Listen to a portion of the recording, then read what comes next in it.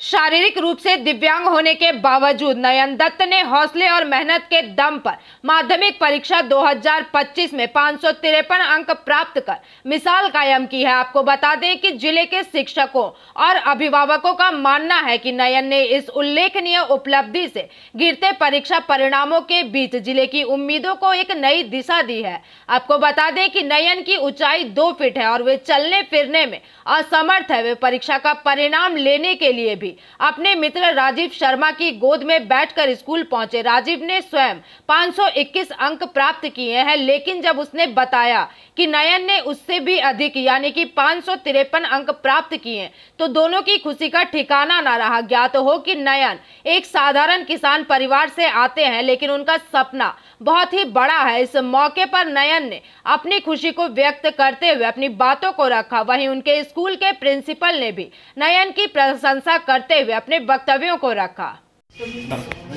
तो नाम की কত পেয়েছো এবার?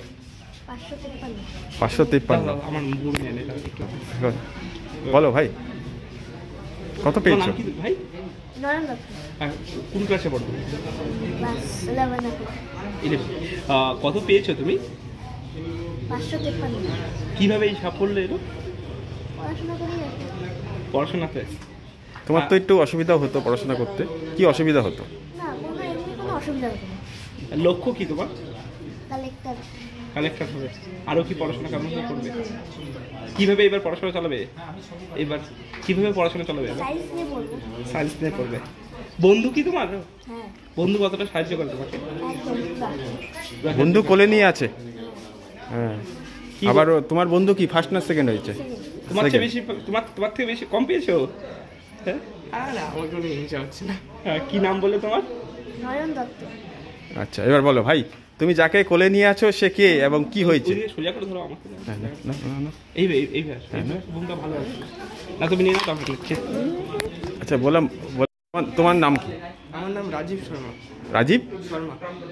রাজীব শর্মা। আচ্ছা, কত পেয়েছো তুমি? আমি 521 পেয়েছি।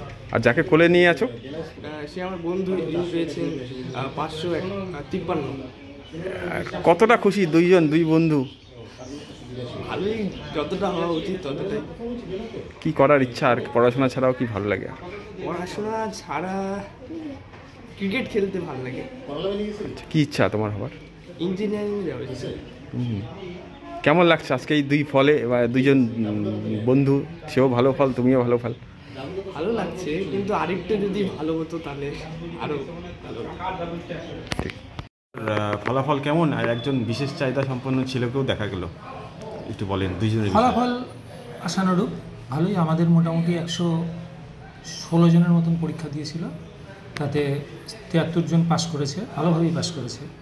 এবার নয়ন যেহেতু এক ধরনের দিব্যাঙ্গ, শারীরিক অসুবিধা আছে প্রচুর পরিমাণে, ওরা শারীরিক প্রতিকূলতার মধ্যেই পড়াশোনা করে, ঠিক মতন আমরা হয়তো আমাদের মতন স্কুলে নজরও দিতে পারি না, কিন্তু খুব সুন্দর রেজাল্ট করেছে। আমাদের আশা পেয়েছে ও 553 পেয়েছে, 79%। পাশে ওর বন্ধু রাজদীপ, হ্যাঁ, ও কত পেয়েছে? ও 521। এই দুজনের ফলাফল কি আশা করেছিলেন আপনারা? আর একটু ভালো আশা করেছিলাম। নয়নের এক্সপেকটেশন অঙ্কটা একটু খারাপ হয়েছে, 600-র উপরে আশা ছিল আমাদের, রাজদীপেরও তাই আশা ছিল। যাই হোক, এখন ফলাফল তো মেনে নিতেই হবে, রিঅ্যাসেসমেন্টটা তো করবে। আর নয়ন তো দিব্যাঙ্গ। Bureau report, PVTV news.